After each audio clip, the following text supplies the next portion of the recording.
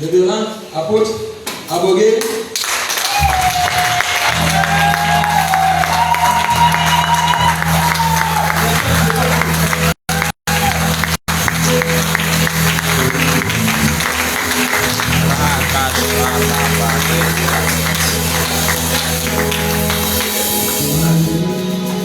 Alléluia, on peut s'asseoir dans la présence de Dieu. Alléluia. Voilà, que Dieu vous bénisse, paix et grâce. Alléluia. Alors, je tiens d'abord à remercier l'Église. Je tiens d'abord à vous remercier chacun pour sa part.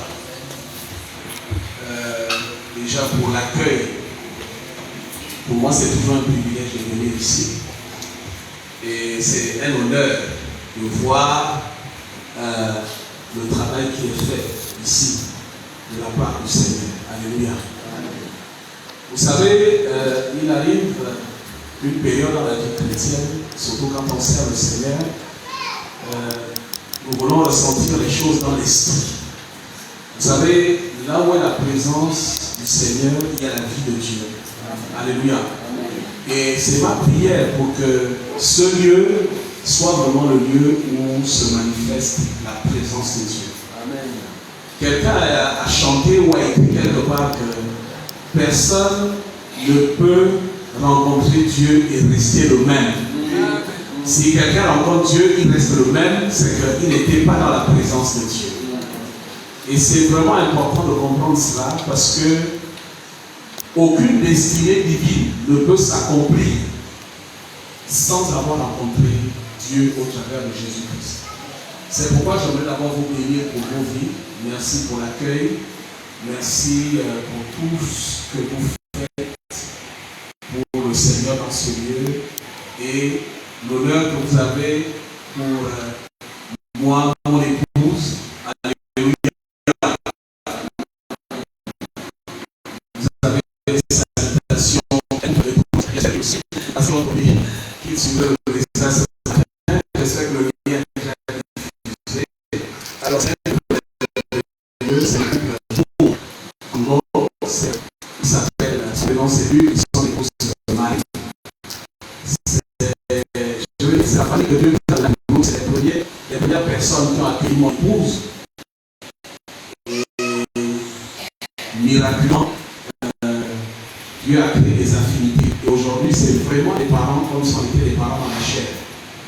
Et comme si cela a été accidentel, on a aussi rencontré Diane. Ceux qui connaissent Diane, vous voyez qui était secrétaire à Communauté. Elle habitait pas loin de là où Manatali avait commencé à habiter. Et on a créé une petite communauté. Et on a aussi rencontré le pasteur Moye, avec son épouse Serena, qui est le beau-frère de... Tu as deux prénoms, Arlik, voilà, qui est un frère merveilleux, c'est un pasteur, il a une église à Toulouse, il est professeur d'université, je pense de sciences politiques, voilà. Donc on a créé une bonne petite communauté gabonaise, chrétienne, et on espère que ça va s'étendre. Donc vous avez les salutations de toutes ces personnes. Nous avons aussi les salutations de l'apôtre Kila, qui a beaucoup apprécié son séjour à Rwanda plus qu'à Libreville. Il a surtout retenu Baticho et il annonce tout le temps aux gens que si vous allez au Gabon, faites tout pour aller à Baticho. Il a été très marqué et il a été très touché par son séjour au milieu de nous. Alléluia. Et nous rendons gloire à Dieu. Et je suis là aussi pour les lancements des temps de Kira. Alors Kira, c'est notre temps de jeûne et prière pour l'Église. C'est notre période de temps de jeûne. Donc normalement Kira ne peut pas commencer si je ne suis pas là. Bon, ça pourrait commencer parce que je ne suis pas éternel. Mais on verra quand on aura d'autres églises comment on fera. Peut-être on fera un lancement en ligne. Voilà, donc je voulais être là avec vous, passer ces 21 jours de jeûne. Si Dieu fait grâce, je serai avec vous pendant un mois. Et je vais essayer de consacrer 2 mois dans l'année pour être avec vous. Tous les 6 mois, je devrais passer 1 mois avec vous pour vraiment communier ensemble. Et comme dit l'apôtre Paul, vous communiquez aussi des dons spirituels. Vous savez, il y a des dons spirituels qui se communiquent par la prédication, par la prière et par beaucoup de choses. Alléluia. Alors, une autre chose que j'aimerais, c'est que Kira, c'est vraiment les temps de jeûne et prière. C'est l'occasion vraiment de repartir dans les nouvelles bases avec Dieu. C'est de reconsidérer la volonté de Dieu. Vous savez, dans la prière que Jésus a donnée à ses disciples, il est écrit quelque part que ta volonté soit faite sur la terre comme au ciel. Donc ça veut dire que la volonté de Dieu doit devenir notre ligne de vie. Il y en a qui ont comme ligne de vie l'horoscope, il y en a qui ont comme ligne de vie les prophéties, vraies ou fausses, mais la meilleure ligne de vie, c'est la volonté de Dieu. Parce que la volonté de Dieu est toujours en notre faveur, même si dans certaines étapes de notre vie, la volonté de Dieu nous éprouve.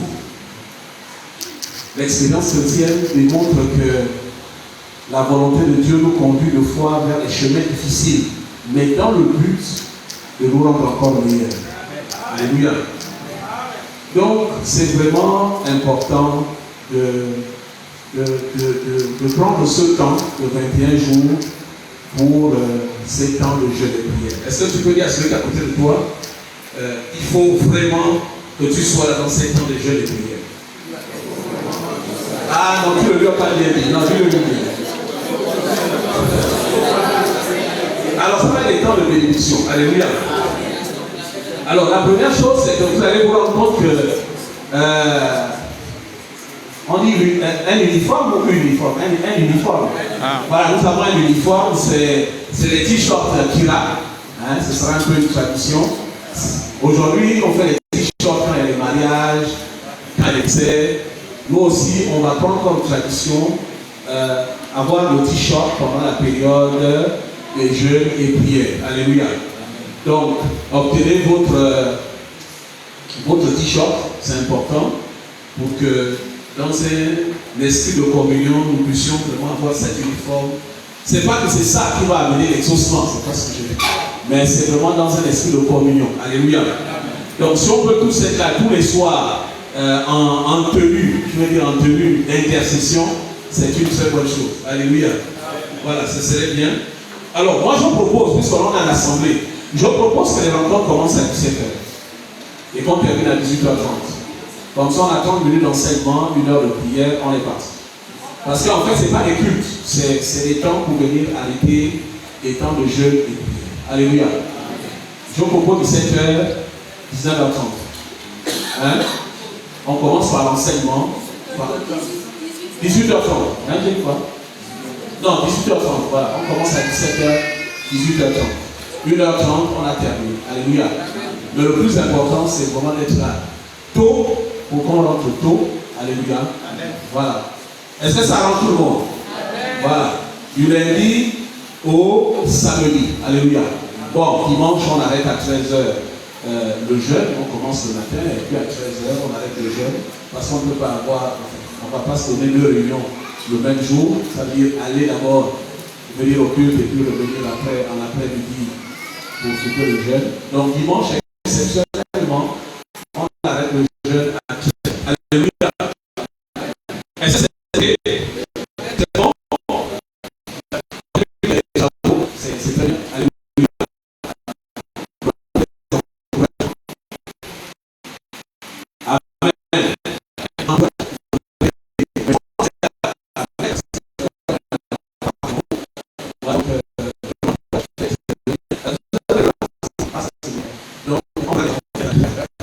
En tout cas, toutes mes félicitations. Alléluia.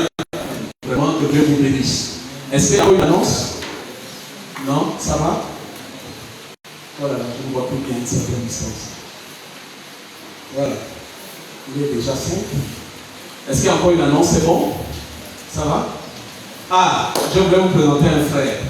Ah, Monsieur Mambo, est-ce que tu peux venir? Est-ce qu'on peut acclamer le Seigneur?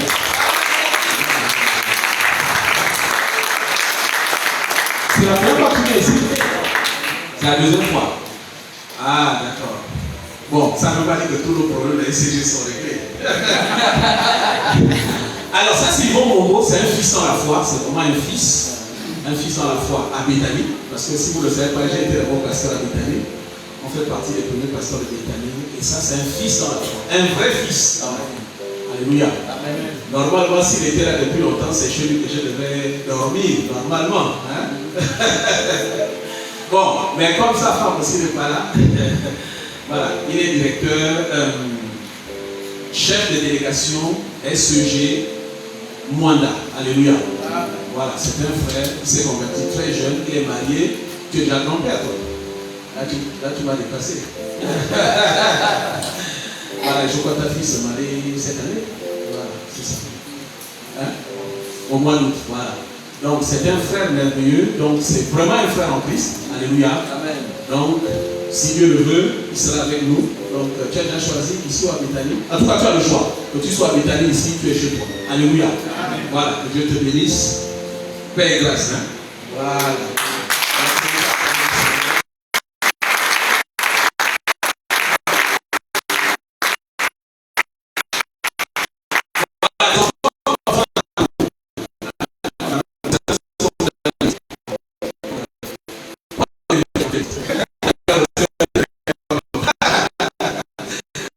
Alléluia. Donc, notre jeune, on va commencer. Alors, le thème de notre jeune, c'est Jésus, mon sacrifice et ma victoire. Alléluia. Ça, c'est le thème de Kira. Alléluia.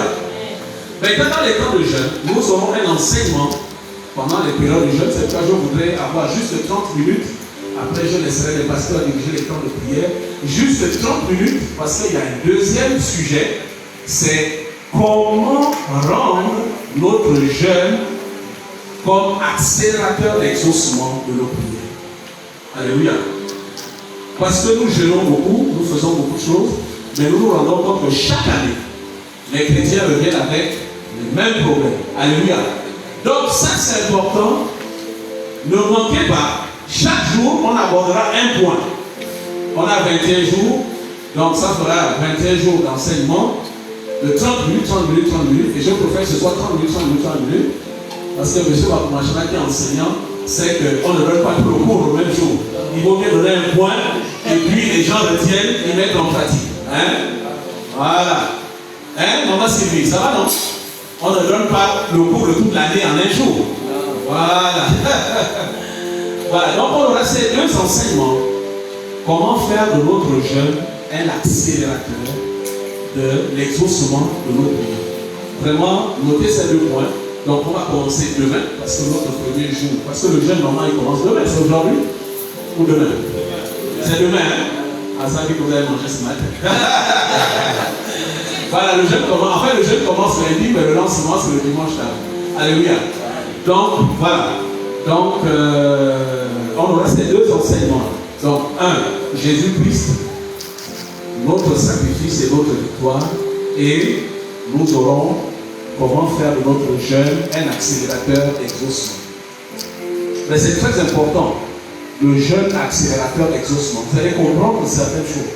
Il faut savoir qu'il y a des blocages qui ne viennent pas du diable. Il y a des blocages qui viennent de nous-mêmes. Je vais prendre un exemple. Ah non, si je prends l'exemple, ça va commencer un message. Il vaut mieux rester dans les normes du temps. Alléluia. Donc, il y aura ces deux messages. Alléluia. Seigneur, je viens encore te dire merci parce que tu es un bon Dieu. Tu es un Dieu merveilleux, puissant, glorieux. Seigneur, je veux te recommander ces moments. Je prie, ô Dieu, que la parole qui sera partagée ce matin, Seigneur, soit source de vie au nom de Jésus. Reçois l'honneur, la gloire et la puissance au nom de Jésus. Amen. Amen. Gloire à Jésus. Alors, ce matin, nous allons commencer sur notre sujet. Le temps que je trouve mes notes.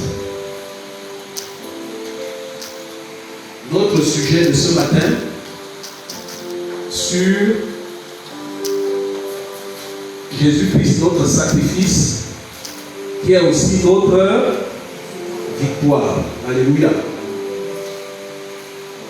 Gloire au Seigneur.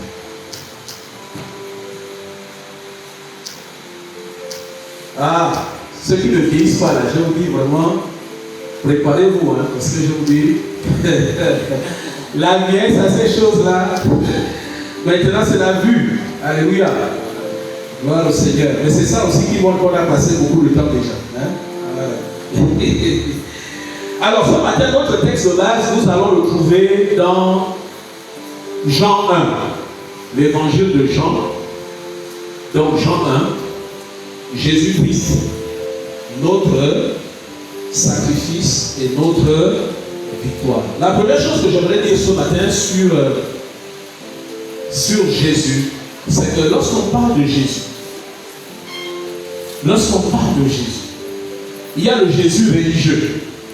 Le Jésus religieux, c'est le Jésus fils de Dieu, hein, qui est né de Marie, qui est mort sur la croix.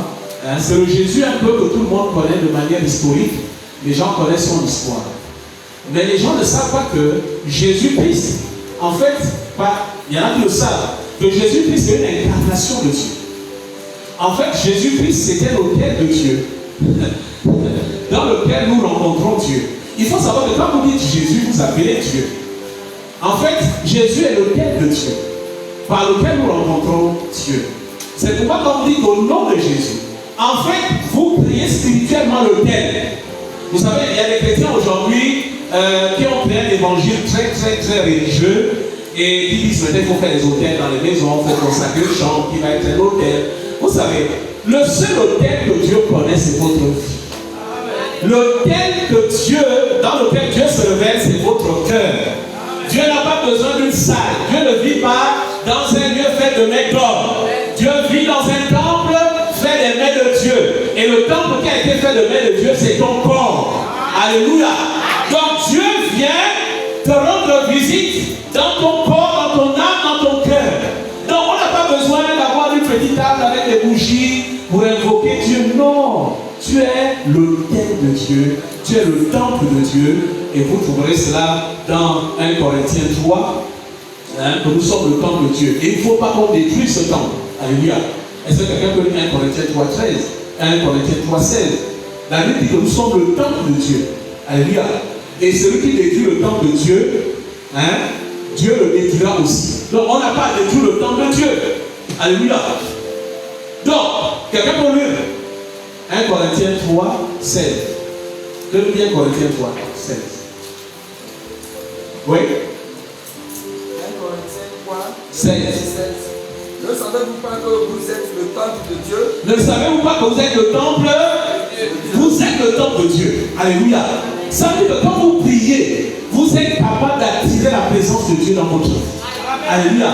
C'est pas ce bâtiment qui attire la présence de Dieu. C'est toi qui attire la présence de Dieu dans ce lieu. Alléluia. C'est toi, c'est ta présence qui attire Dieu dans ce lieu. Parce que tu es le temple. Et la Bible dit, vous savez que là où deux ou trois sont assemblés, à mon nom, je suis au milieu. En fait, Dieu veut dire, là où deux ou trois sont assemblés, à mon nom, le temple de Dieu spirituel se traite. Ça veut dire que tout ce qu'il y a dans le ciel descend. Alléluia. Quelqu'un a écrit quelque part, je pense que c'est dans Jean 1, le dernier verset. Jésus dit, vous verrez désormais. Parce qu'il était le temple de Dieu. Il dit, vous verrez désormais les anges monter et descendre. J'aimerais t'annoncer une bonne nouvelle. Est-ce que tu sais que quelqu'un a dit, les anges sont capables de monter et descendre? Alléluia. Les anges sont capables de monter et descendre. C'est pourquoi, lorsque vous êtes chrétien et que vous êtes dans le péché, vous brisez l'échelle par laquelle les anges montent et descendent. Dis à celui à côté de toi, il ne faut pas briser cette échelle. Parce que tu es le temple de Dieu. Dieu veut envoyer ses anges monter et descendre dans ta vie au nom de Jésus. Je vous l'annonce ce matin, bien-aimés, vous êtes le temple de Dieu. C'est pas le temple de Dieu doit être saint.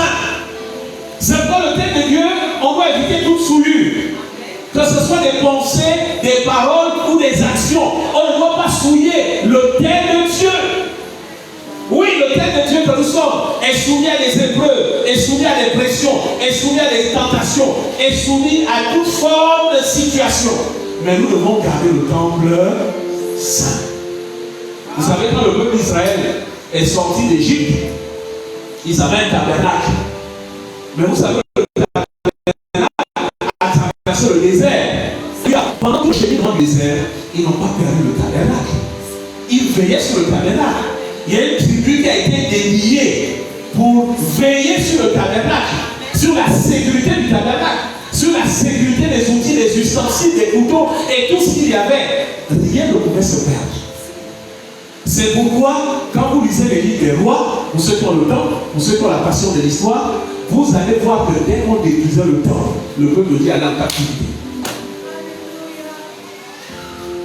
Si vous détruisez le temple, vous ouvrez une brèche. C'est même plus une brèche, vous ouvrez le portail à ça. Vous lui donnez la liberté de faire ce qu'il veut dans votre vie. Alléluia. Aujourd'hui, nous avons un christianisme qui est vraiment porté sur Jésus, le sacrifice. Mais le problème, c'est que c'est un sacrifice que nous connaissons, mais ce n'est pas un sacrifice que nous vivons. Et ça, c'est très délicat parce que nous ne vivons pas le sacrifice de Jésus. Parce que le sacrifice de Jésus, c'est qu'il s'est fait pauvre pour que tu sois riche. Il a pris tes maladies pour que tu sois guéri. Alléluia. Il a pris tes maladies pour que tu sois guéri. Il a pris tes faiblesses pour que tu sois fort. La Bible dit quelque part dans Romains 8, 26 que le Saint-Esprit nous aide, même dans nos faiblesses. Mais la faiblesse ici, j'aimerais vous le dire, ce n'est pas le péché. La faiblesse ici, c'est quand on a du mal à être en relation avec Dieu, d'être en contact avec Dieu, d'être touché par Dieu. La Bible nous dit que si on a des problèmes pour être en relation ou en contact avec Dieu, le Saint-Esprit vient à notre secours. Il vient nous chercher. Pour ceux qui ont lu l'Apocalypse, vous connaissez l'histoire de Jean. On nous dit qu'il y a un ange qui l'amenait de ciel en ciel, de lieu en lieu, montrant ce que Dieu allait faire dans la fin des temps. Bien-aimé, il y a un ange qui te cherche quelque part. Peut-être dans le cœur de la maison. Alléluia. Oui, bien-aimé. Il faut vivre ce Jésus. Et ça, c'est important. Vivez Jésus. Notre Père qui est aux cieux. Notre nom soit sanctifié. La Bible dit quoi? À la suite. Que ton règne vienne. Bien-aimé, il y a un ange qui va venir ce règne. Que ta volonté soit faite. Que ta volonté soit faite. Bien-aimé, il faut que la volonté de Dieu soit visible dans ta vie. Il faut que ça se voit. Il faut qu'on voit ce que Jésus a fait. Il faut qu'on voit ce que Jésus a transformé. Oui, Satan a laissé ses tâches dans ta vie. Mais il faut qu'à un moment, on voit ce que Dieu a fait dans ta vie. Alléluia. Oh, bien-aimé, ça c'est important. Est-ce qu'on peut ouvrir nos Bibles dans Jean 1?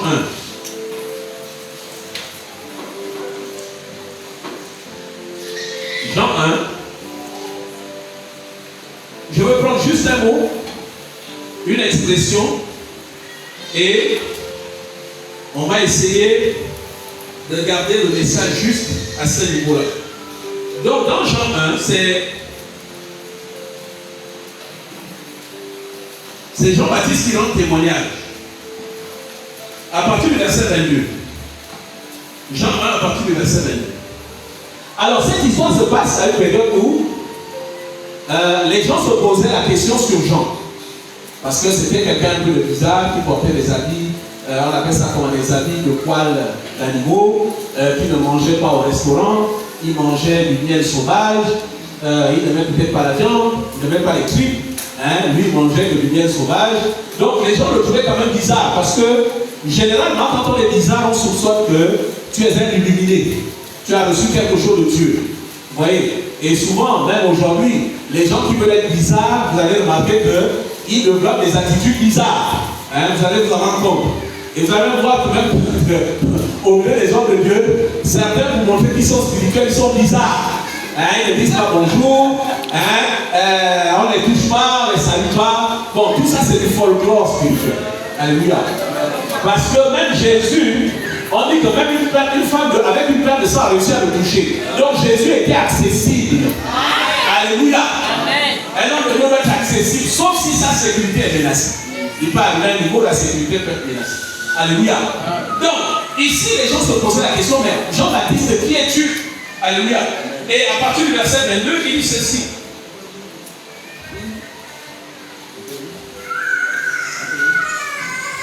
Le verset, oui, 22, oui. Il lui dit, alors, qui es-tu? Afin que nous donnions une réponse à ceux qui nous ont envoyés. Que dis-tu? Toi-même. Il dit que dis-tu de toi-même? Vous voyez, ça veut dire qu'il vivait une situation où les gens étaient bousculés. Ça veut dire, voilà quelqu'un qui est né au milieu d'eux, parce que Jean, c'est pas un étranger, c'est quelqu'un qui a grandi là. Ils le connaissent, ils connaissent que son père et sa mère. On sait que Zacharie, c'est quand même quelqu'un qui servait au temple. Donc c'est quelqu'un qui était dans la classe de ceux qui offraient des sacrifices. Donc c'est pas un nouveau. Les gens connaissent qui est l'enfant de Raphaël. On sait que si Raphaël est pasteur à la maison du berger de Mwanda, son fils s'appelle Israël. Alléluia. Donc on connaît les enfants de la révérende Emmanuel et son mari. Si on voit, moi je me souviens une fois, quelqu'un m'appelle au travail. Il dit, monsieur Abogué, il y a votre fils ici à Mounana. Je dis, mais qu'est-ce qu'il fait à Mounana? Comment il sait que c'est pauvre? Il me dit, mais vos enfants l'école. Alléluia. Et quand ma frère est venue, je lui ai dit, tu es à Mounana? Il dit non. Je lui ai dit, on t'a appris, on m'a appelé. Oui, il va passer. Alléluia. Donc, Jean n'était pas un inconnu. Alléluia. Il était connu. Mais il avait un problème, c'est qu'il ne connaissait pas spirituellement Jean. Et ça, j'aimerais vous le dire ce matin. Bien que vous êtes chrétiens, vous priez, vous jeûnez, mais spirituellement, les gens ne vous connaissent pas. Vous devez avoir une identité spirituelle. Les gens ne peuvent être nourris spirituellement que par votre identité spirituelle. C'est votre identité spirituelle qui va changer l'image que les gens ont de vous. Développez votre identité spirituelle. Et votre identité spirituelle s'appelle Jésus-Christ. Il faut que quand quelqu'un te regarde, il voit Jésus en vous. Quelqu'un ne doit pas venir te poser la question de quelle église tu es. Il faut que nous soyons nos standards. Bien aimé, quand vous êtes dans des pays comme Lagos, quand vous voyez un chrétien de Deeper Life, vous savez que c'est un chrétien de Deeper Life.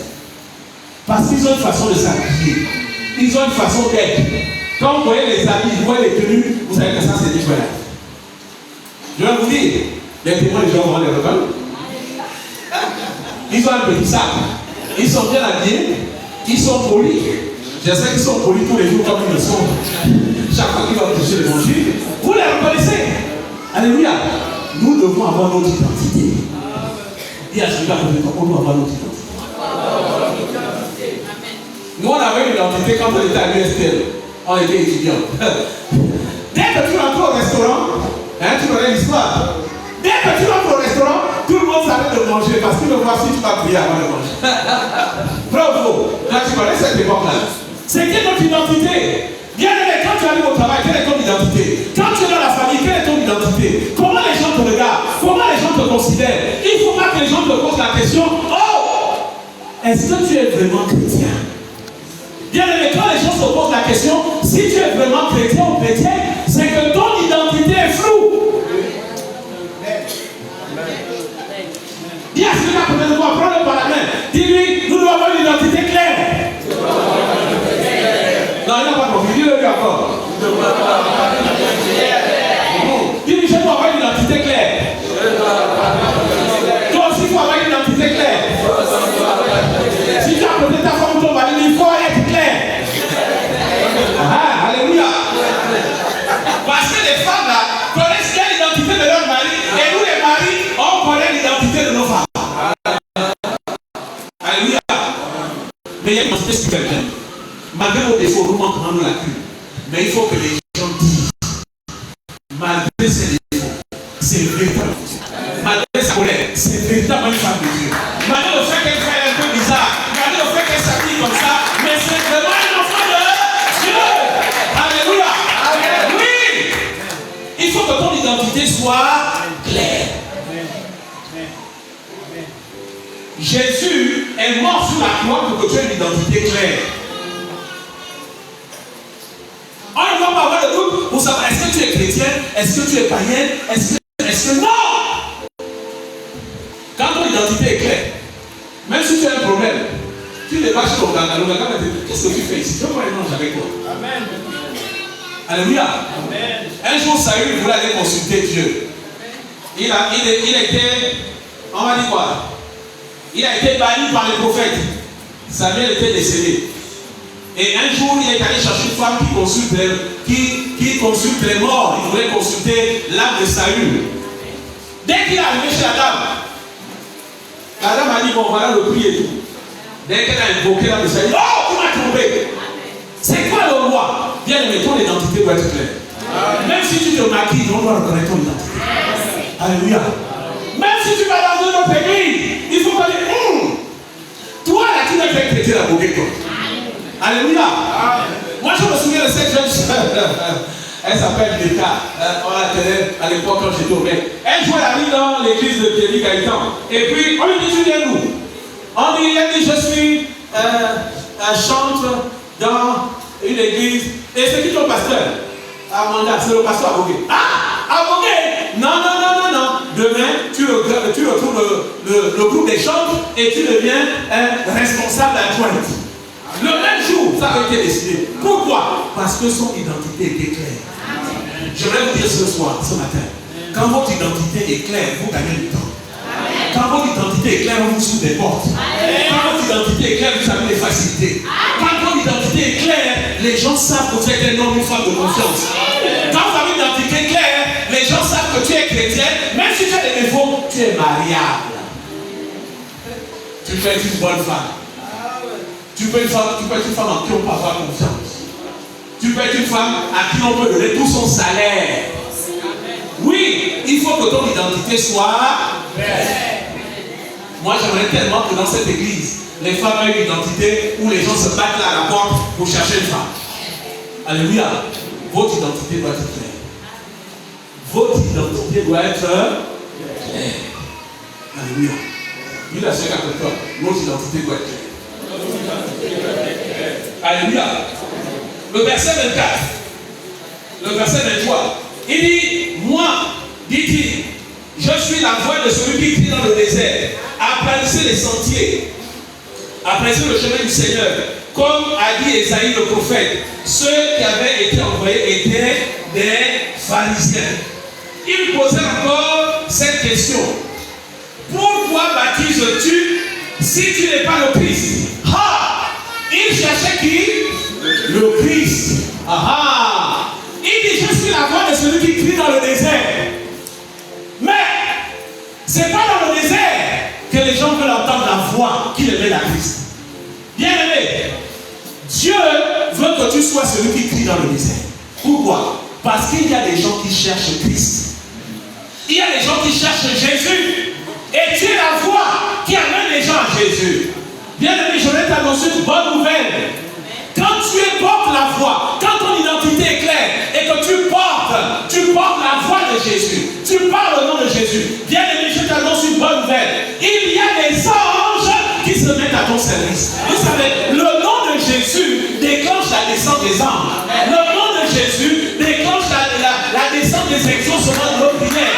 Le nom de Jésus, le nom de Jésus, le nom de Jésus. Je te dis une autre chose. Arrête de parler du travail, arrête de parler du mariage, arrête de parler des enfants. Parle de Jésus, invoque Jésus. Et tu verras que le mariage que tu cherches, le travail que tu cherches, les bénédictions que tu cherches, viendront d'elles-mêmes. Parce qu'en Jésus, tout est à l'intérieur. Les chrétiens aujourd'hui ressemblent à ces personnes qui passent leur temps à regarder la publicité à la télé. Je vais vous dire une chose. Toutes les fois que vous regardez le coca, la publicité à la télé, est-ce que vous avez un goût de coca à la bouche? Hein? Non. Vous pouvez voir le coca tous les jours. Vous pouvez dire coca, mais vous n'aurez pas le coca dans la bouche. La seule condition pour que le coca vienne dans votre bouche, il faut aller là où il est. Il faut aller là où il se vend. Alléluia. Tu peux faire la publicité du coca. Ça ne veut pas dire que tu as le coca. Jean n'était pas le Christ. Bien aimé, il y a beaucoup de gens qui prêchent l'évangile qui n'ont pas Jésus. Voilà le malheur de la génération dans laquelle nous sommes. Il y a même un qui est allé en prison dans la semaine. Scandale dans l'église. Un homme de Dieu qui couche avec des jeunes filles, qui fait des photos, qui fait des vidéos, et par contre de peau, sa fiancée a trouvé des images. Elle est allée voir un expert qui a bien détruit les hommes de Dieu, et puis l'affaire est sortie. Mais cette histoire-là, ça n'a pas commencé avec lui. Ça a commencé ici à Rwanda. On le savait. Moi, je l'ai reçu plusieurs fois quand j'étais responsable du collectif. Je lui ai dit, frère, c'est pas chrétien. Arrête ça. Oh non, on m'accuse, on m'accuse. Mais aujourd'hui, c'est devenu une vérité internationale. Jusqu'au Japon, tout le monde le sait. Les gens m'appellent de France. Est-ce que tu le connais? Lui, je le connais. Alléluia. Il y a des gens qui n'ont pas l'identité de Christ qui prêchent l'évangile. Et ces gens-là sont les plus célèbres aujourd'hui. Ces gens-là, ils parlent fort. C'est pourquoi Jean-Baptiste, vous savez, quand Jean-Baptiste prêche, Jésus est déjà là. Mais les gens ne cherchent pas Jésus. Les gens cherchent celui qui parle fort. Bien, mais faites attention aux réseaux sociaux. Il y a des gens qui sont des grands séducteurs en parole. Mais Christ n'est pas en eux. Christ n'est pas en eux. Et je vous dis la vérité, l'un des grands malheurs. Et moi, je prie Dieu, vraiment, pour que je fasse l'essentiel de tout ce que je peux faire de ma vie pour Christ. Mais je vous dis la vérité. Vous savez même des dimensions où un homme de Dieu ment, mais les gens le suivent quand même. Un homme de Dieu tombe dans le péché, les gens le suivent quand même. Moi, je vous donne un indicateur. Un homme de Dieu qui a 40 ans, qui n'est pas marié, il faut vous enseigner. Amen. Parce qu'il y a des hommes de Dieu qui ont fait des alliances avec des sirènes pour être célèbres. Un homme de Dieu qui a 40 ans, qui n'est pas marié, vous devez vous en séparer. Même s'il parle bien, arrêtez de suivre. Même s'il touche les gens et les gens tombent, ne le suivez pas. Parce que la Bible dit, ne regardez pas ce qui sort de la bouche, vous devez regarder quoi? Le fruit. Quel est le fruit qu'il porte?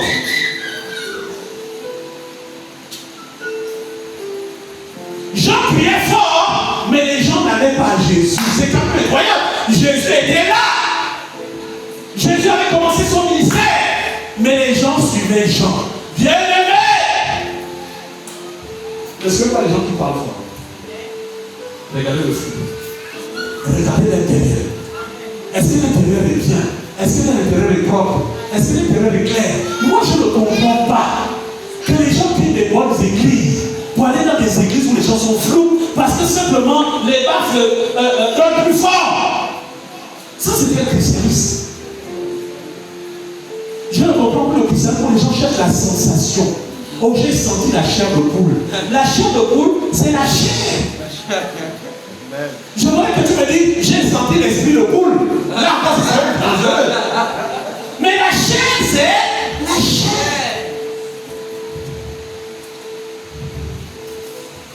Tu peux ressentir la chair de Dieu. La chair de poule, ça veut pas dire que c'est Dieu. Oui. Il y a la musique qui donne la chair de poule. Moi, il y a des cantiques qui me font pleurer. Oui. Il y a des sons de musique, quand vous les écoutez, vous sentez comme un petit truc qui passe parce qu'il y a une fréquence qui s'est accordée avec la fréquence de ton organisme. Oui, c'est scientifique, c'est pas sorcier. Mais beaucoup d'artistes savent ça, que lorsqu'ils mettent un certain son avec une certaine mélodie, les gens pleurent. C'est clair. Les gens ont des frissons. Mais c'est la chair. Mais ça dépend pour que les esprits traversent. Parce que la chair ouvre les portes aux esprits. Pour que l'âme soit touchée. Jean-Baptiste criait plus fort que Jésus. Il y a celui à côté de toi, fais attention. Nous devons faire attention. Ce n'est pas tout ce que nous entendons qui vient de Dieu. Il y a des gens qui crient fort. Mais on doit aller voir quelle est leur vie. C'est important. Ouais. Aujourd'hui, il y a tellement d'excuses qui ne sont même plus bibliques. Moi, je m'entends quelqu'un qui me dit, une fois j'ai pris une chrétienne, je dis, mais c'est pas normal qu'un homme de Dieu fasse ça. La personne me dit, oui, mais tu sais, les hommes de Dieu, il y a que Dieu qui règle leurs problèmes. Hein. Je lui dis, mais c'est écrit où? C'est pas écrit. Un homme de Dieu, c'est un pécheur. S'il pêche, dites-lui qu'il a péché. Si je pêche, vous avez le droit de me dire, j'ai péché. C'est votre droit, vous n'irez pas en enfer. Tu vas en enfer si tu ne dis pas à un pasteur qu'il a péché. Parce qu'il ira en enfer, toi aussi tu vas en enfer. Aujourd'hui, on trouve toutes les excuses pour permettre aux hommes de Dieu de continuer à pécher. Et moi, je voudrais vous dire, beaucoup de chrétiens n'ont pas rendu service à des hommes de Dieu. Il y a des hommes de Dieu qui sont devenus pires parce que les chrétiens les ont annulés. Les chrétiens ont pris la gloire de Dieu et ils ont donné ça à un homme de il pensait qu'il était intouchable. Je vais vous dire, il y a des hommes de Dieu qui ont retardé l'évangile dans ce pays. Parce qu'on les a pris pour des dieux. Au lieu qu'on établisse la gloire de Dieu dans la nation, on a glorifié les hommes de Dieu. Et aujourd'hui, on est surpris. Je vous dis la vérité, je vous dis la vérité. Le président que nous avons aujourd'hui, si les choses se seraient bien passées, il serait chrétien. Il venait à Béthanie en France quand il était étudiant. Bon, il venait de draguer les filles. Il venait. À l'époque, on avait, même aujourd'hui, on a des très belles filles dans les églises. Sérieuses. Donc il venait chercher quelques-unes. Alléluia. Bien aimé, il faut que nous comprenions que, et ça je vous le dis, vous qui êtes homme de Dieu, ne retardez pas le plan de Dieu dans la vie. Vous savez, il y a des standards. Là, je parle maintenant au pasteur. Vous pouvez écouter si vous voulez, puisque vous savez pasteur plus tard. Il y a des standards que nous, les hommes de Dieu, nous fixons au Christ. Et même nous-mêmes, on n'est pas dans ces standards. Oui. On n'est pas dans les standards qu'on fixe aux gens. Oui. Il y a des gens qui fixent un standard. Oui. Bon, dans notre église, pour commencer à servir, il faut avoir fait 10 ans dans l'église. Mais lui, à 3 ans, il a commencé à servir. Mais il fixe des standards que lui-même n'a pas oublié. Moi, je connais des églises où on va te dire, bon, quand tu es tombé dans la fornication, dans ta jeunesse, tu ne pourras plus jamais dans ta vie être pasteur. Mais c'est un standard que toi tu écris là. Est-ce que Jésus t'a dit de l'église? L'apôtre Paul c'était un assassin. Il a tué Étienne, rempli d'esprit. Il a fait de lui l'apôtre des nations. Toi qui es mort, Paul nous enseigne. Aucun pasteur n'effacera vos péchés. Aucun pasteur n'a le pouvoir d'effacer vos péchés. Je vous dis bien aimé, si tu as effacé vos péchés, vous êtes libre. Amen. Même si les gens continuent à te voir comme pécheur, parce qu'ils se sont souvenus que tu as reçu une fille dans le quartier, bien aimé, si Jésus a effacé ton péché, tu es libre. Amen. Tu as deux choses à faire. Soit tu te regardes comme les gens te regardent, soit tu te regardes comme Dieu te regarde. Amen. Ah oui. Ah oui. Ah oui. Vous savez que quand une femme se convertit, Dieu considère qu'elle est vierge. Même si elle a 30 enfants, Dieu est dans son esprit de vierge. Donc cette femme, quand elle est dans l'église, elle doit être comme une femme qui n'a jamais connu l'homme. Et Dieu va accomplir le miracle selon sa foi.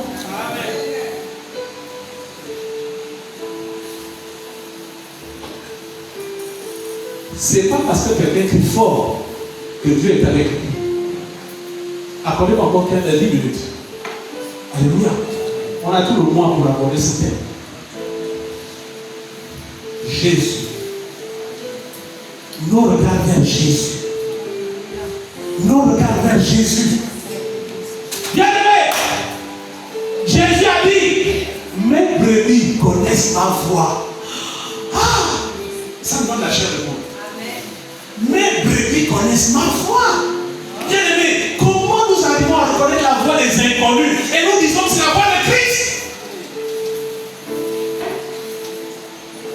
Non.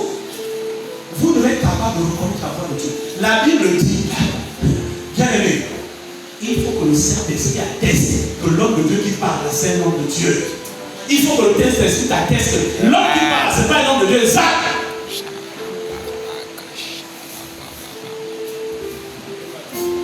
Mais si c'est à cause de la voix que tu suis les gens, tu passeras à côté de l'esprit.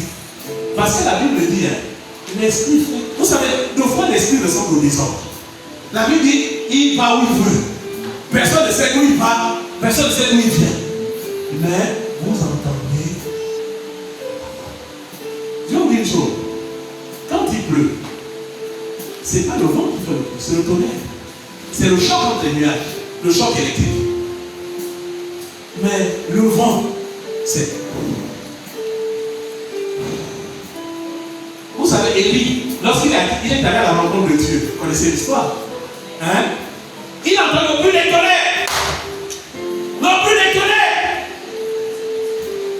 Il y a un ange qui lui dit, c'est quoi Dieu? C'est le tonnerre. Il entend un vent qui déchire les cailloux, les rochers.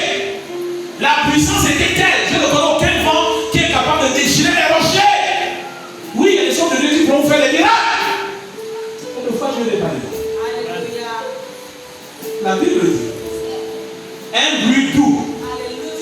Jésus a dit, je suis doux et humble de cœur. Un bruit doux.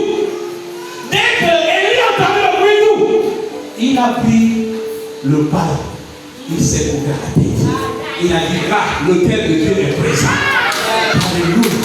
J'aimerais que quand tu pries, l'autel de Dieu descend. Alléluia. J'aimerais que quand tu pries, aucun sorcier ne vienne dans ta maison. J'aimerais que quand tu pries, quelqu'un dans ton voisinage, ton collègue, te dit, mais j'ai été chercher la nuit, je suis allé payer un big meal pour que tu tombes malade. Mais qu'est-ce que toi tu as? J'aimerais que ta prière fasse descendre le cœur de Dieu quand tu fléchis.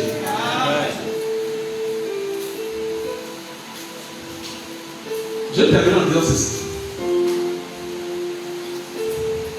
Quand tu sais fléchir les gens,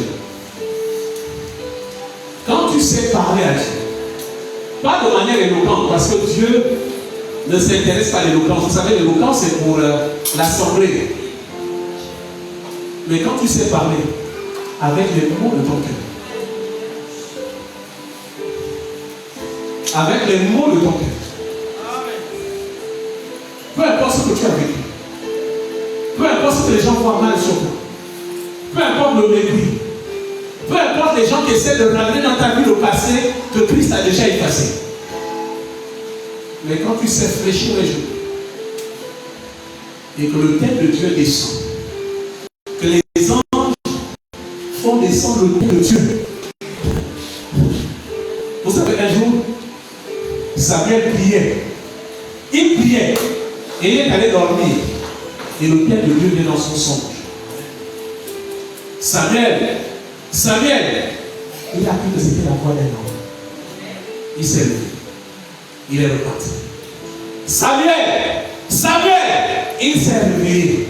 Il croyait que c'était la voix d'un homme.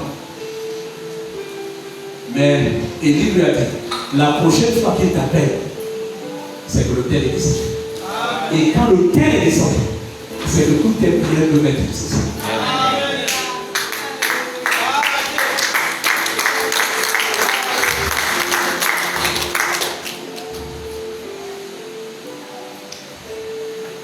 On lit un dernier verset et on termine avec ça.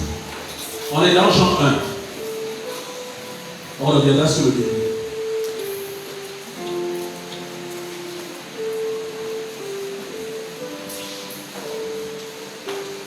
Jean 1, 51. Je vais lire même à partir du verset 50. Jésus lui répondit, il répond à Nathanaël, parce qu'il s'est passé quelque chose. Jésus a eu une vision sur Nathanaël avant de le rencontrer, parce que Jésus voyait les événements qu'il allait vivre avant qu'elle arrive. Donc, il pourrait être avec nous, mais il sait où est-ce qu'il sera à 15h, quels sont les gens qu'il va rencontrer à 15h, et qu'est-ce qu'il va leur dire. Jésus avait cette projection dans le temps. Que nous souhaitons tout savoir. Il dit ceci. Jésus lui dit, verset 50, parce que tu as dit, je t'ai vu sous le figuier, tu crois, tu verras de plus grandes choses que ceci. Regardez le verset 51. Et il lui dit, en vérité, en fait, quand Jésus dit en vérité, c'est que je n'ai jamais enseigné ça à quelqu'un.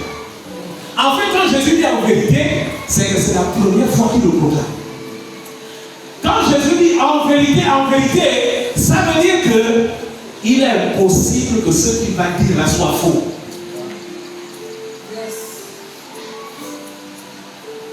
Il dit ceci. Il lui dit en vérité, vous verrez. Vous verrez quoi? Désormais quoi? Le ciel ouvert. Oh, il faut que Dieu nous ouvre les portes. Il faut que Dieu nous ouvre les églises aussi. Ah, pour la main de Dieu à côté de moi. Il faut que Dieu nous ouvre le ciel. Il faut que Dieu nous ouvre le ciel. Mais le problème, c'est que le ciel ne descend pas. Le ciel ne descend pas.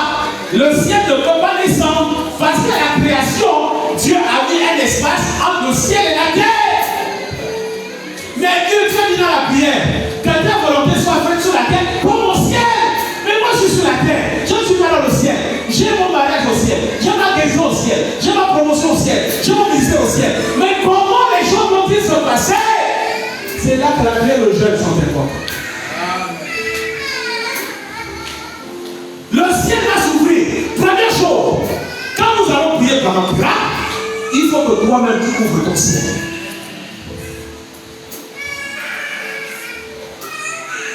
Tu pries le matin, tu pries à midi, tu viens prier le soir. Il faut que ton ciel s'ouvre. Ouais. Mais vous savez qu'Étienne a vu le ciel ouvert. Mais il est quand même mort. Le ciel peut s'ouvrir et des problèmes demeurent.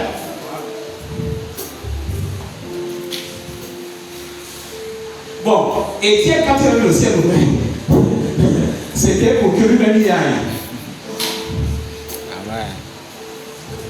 Tu dois prier jusqu'à ce que ton ciel soit ouvert. Mais quand le ciel s'ouvre, ça dit quoi? Le ciel s'ouvre. Notez ce que je te dis. Parce que je peux dire en vérité, le ciel s'ouvre à partir du moment où vous avez la foi que ce que vous allez demander est possible. Même si intellectuellement c'est impossible. C'est ça qu'on appelle le ciel s'ouvre. En fait, le ciel, c'est la foi qui arrive à un niveau où vous rendez les choses possibles pour vous. On le voit. Le jeu ne force pas la main à Dieu. Mais la foi, elle monte par le jeûne. Et la foi force la main à Dieu. C'est pas qu'il est quelque part. Hébreux 11:1. Hein? On dit quoi? Oh, la foi. C'est une ferme assurance. Bien aimé, le ciel s'ouvre à partir du moment où tu as l'assurance. Et que cette assurance est ferme. Ferme, ça veut dire quoi? Ça ne peut plus bouger, c'est dans le béton. On va licencier tout le monde, mais moi jamais on ne va pas le faire. Toutes les sociétés vont fermer, mais jamais.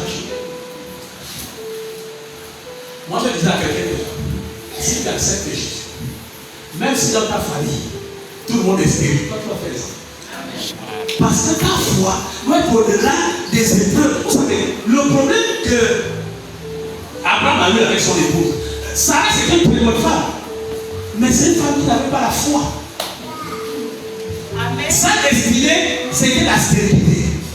La destinée d'Abraham, c'était la fertilité. Combat spirituel.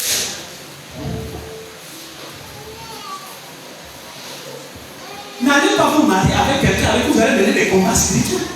Amen. Oui. Non. Moi, je connais des combats avec les gens bien. Quelqu'un épouse une femme qui veut qu'elle travaille, elle dit, moi je vais être femme au foyer. Combat spirituel.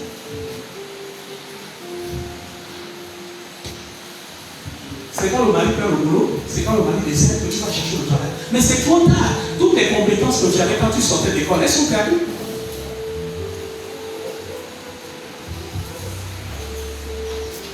Le ciel descend. Mais il ne descend pas de lui-même.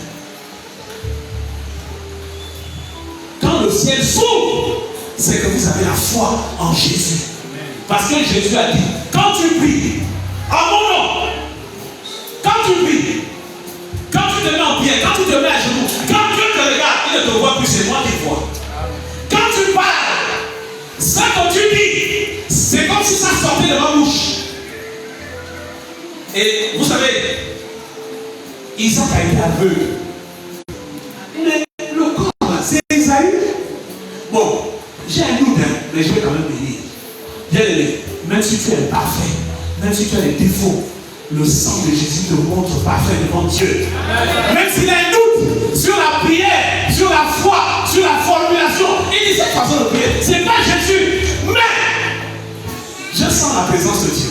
Je sens la présence de Jésus. Je vais quand même exaucer. Amen. Il envoie des anges.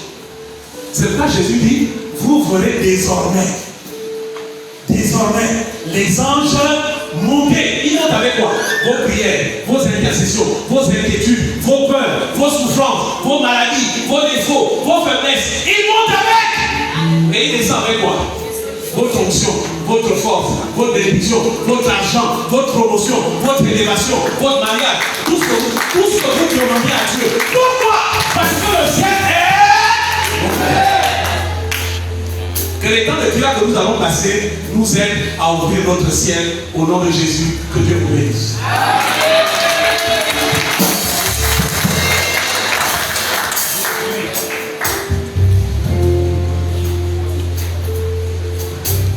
Jésus, notre sacrifice et notre victoire.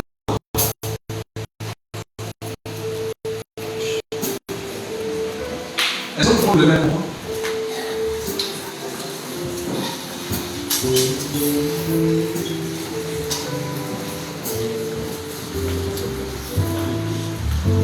vais avoir un son, juste un son, pas de chant, juste un son. Le bon de tous. J'aimerais que tu gardes tes yeux fermés.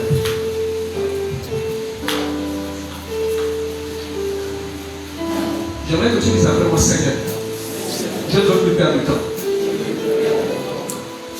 Seigneur, je ne veux plus me tromper.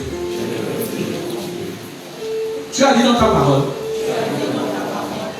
dans la prière que tu as donnée à tes disciples, ne mets plus pas en tentation. Oh Dieu, donne-moi le discernement pour que je ne tombe plus dans l'erreur. Donne-moi le discernement pour que je ne sois plus égaré.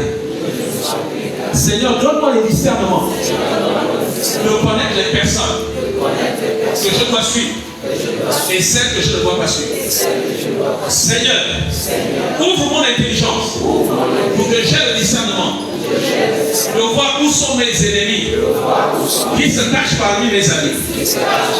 Seigneur, donne-moi le discernement de ce que je dois changer dans ma propre vie pour que le ciel s'ouvre. Seigneur, tu as dit dans cette parole, ne m'induis pas en tentation, mais délivre-moi du mal. Préviens-moi du mal. Aide-moi, Seigneur, à marcher sur le chemin de ta volonté dans ma vie. Parce que je sais ce que tu veux de ma vie, c'est que tu sois glorifié. Seigneur, viens dans ma vie. Je veux être à partir de maintenant un autel qui attire ta présence dans le nom de Jésus. Tu as banni les autels faits de main d'homme, mais tu as reconnu que tout autel qui a pour sacrifice Jésus est un autel agréé de Dieu. Seigneur, ce matin, je mets un autel agréé de Dieu parce que Jésus-Christ est mon sacrifice. Au nom de Jésus, Abraham a voulu sacrifier Isaac. Sacrifice imparfait. Mais moi j'ai Jésus, le Fils de Dieu, sur le terre de ma vie. Sacrifice parfait. Oh Dieu, fais tomber dans ma vie le feu de ta grâce. Seigneur, pour que Jésus-Christ soit consumé dans ma vie, pour que ma vie et sa vie deviennent la même vie. Au nom de Jésus. Seigneur, bénis-moi selon mes attentes et selon tes promesses. Je te le demande ce matin. Dans le nom de Jésus. Je te laisse maintenant prier. Tu peux lever ta voix.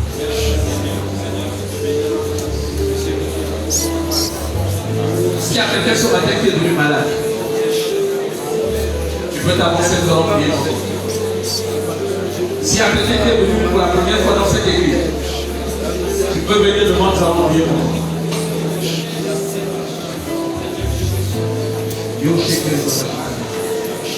Merci Seigneur pour la grâce de nous sauver. Oh, béni soit Saint. Tu es venu malade. Tu es venu parce que tu n'as pas accepté encore Jésus.